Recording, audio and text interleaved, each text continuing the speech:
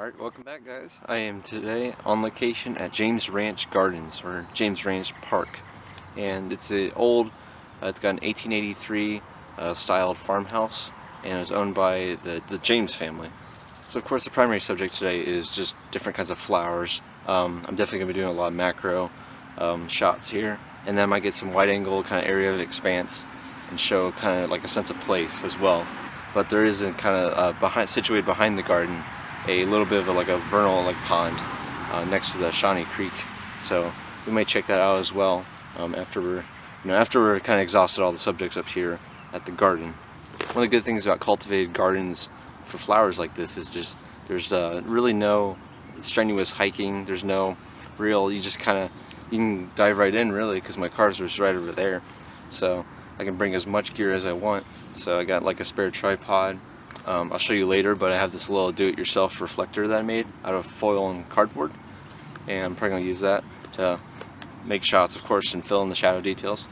And not only that, but I recommend for places like this, because they usually have, and definitely in this case, there's a bunch of stones on the walkway, and if you're kneeling down to try and photograph a flower, I recommend you get some knee pads, some good quality foam ones. So I'm going to be using those probably quite a bit as well.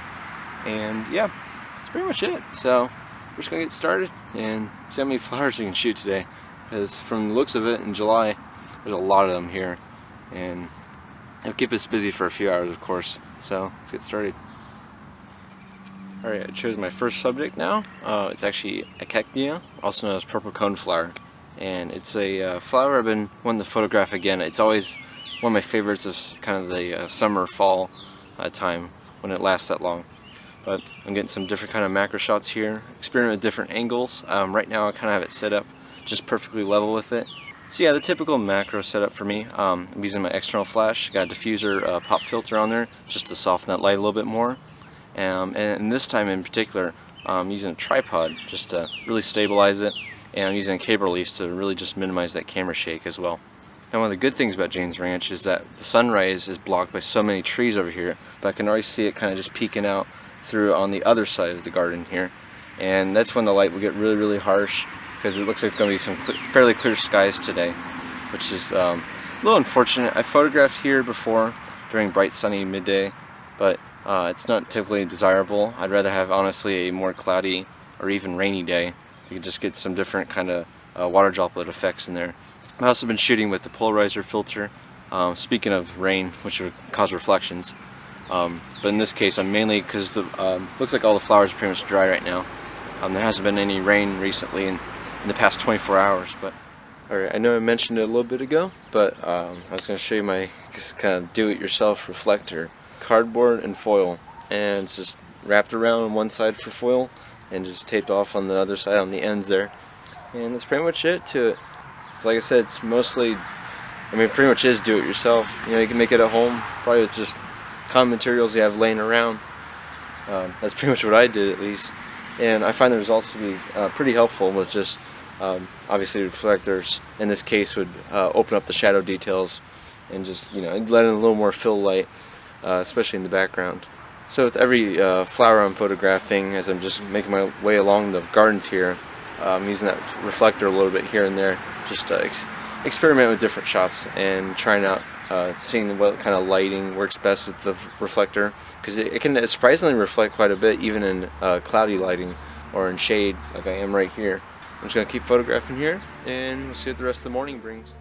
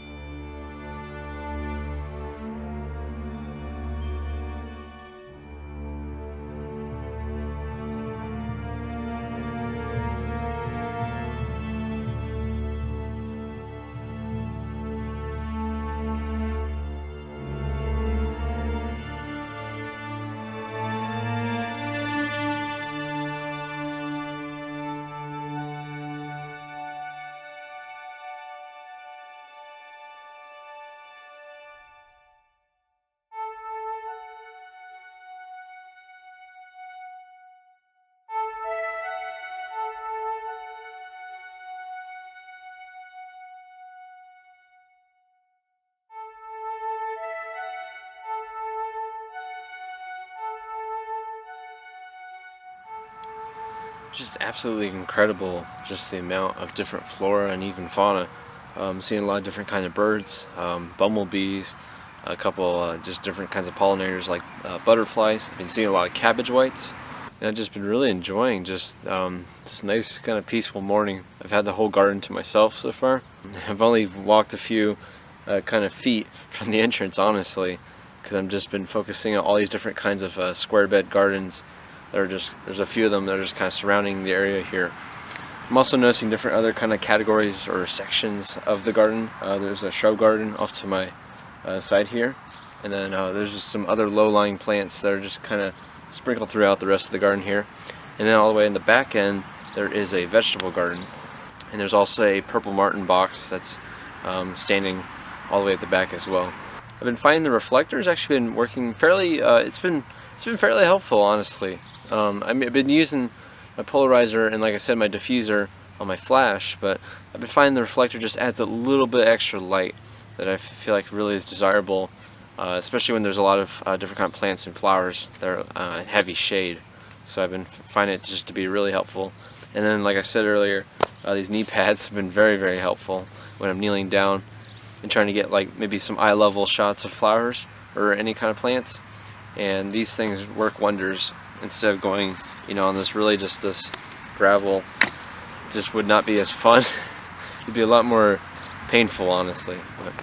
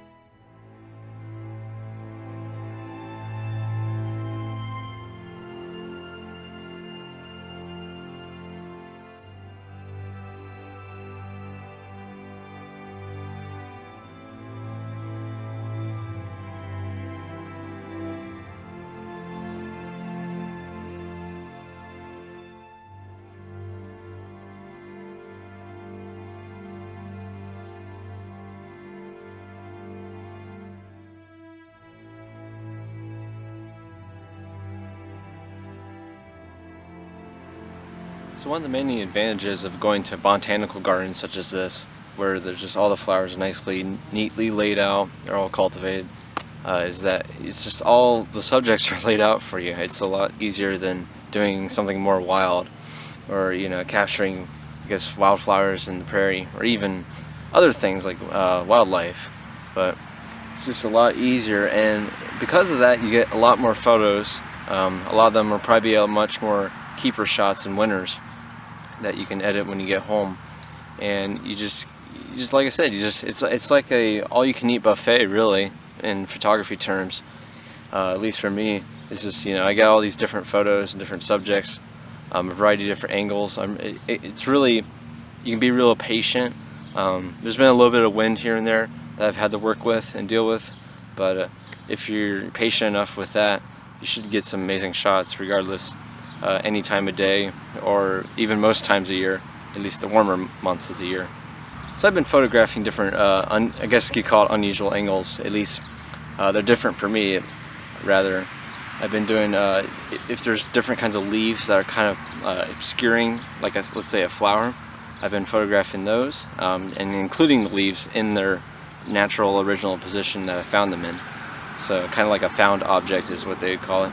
And there's something when viewing like a photograph that has that kind of obscured look to it with the flower, let's say, is that it's almost kind of like irritating, just because you want to see the entire flower, I guess. It's also pretty nice if you're unfamiliar about identification of different kind of flowers, is that most botanical gardens like this have different labels that are usually situated by all the different respective flowers, and that just really helps with identification. Or you could use I know I use a app on my phone to just simply take a picture of it, and it auto tags and identifies it, and it gives like the scientific name. It shows other related pictures from like this user-generated community, and I find that really helpful as well. But either one works, of course, whatever you're more familiar with, and it just helps you really just learn about the different diversity in plant life here.